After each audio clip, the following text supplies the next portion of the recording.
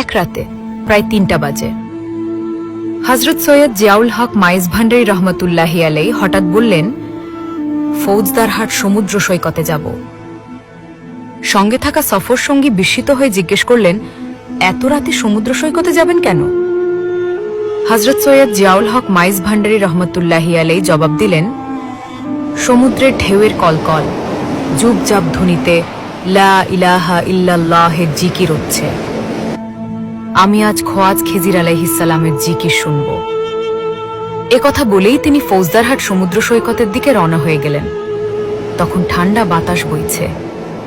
সমুদ্রে পৌঁছে হযরত সৈয়দ জিয়াউল হক মাইজ ভান্ডারী রহমতুল্লাহি আলাইহি চলে যেতে লাগলেন গভীর সমুদ্রের দিকে। একসময় তিনি চোখের দৃষ্টিসীমার বাইরে চলে গেলেন। প্রায় ১ ঘন্টা পরে তিনি ফিরে এলেন।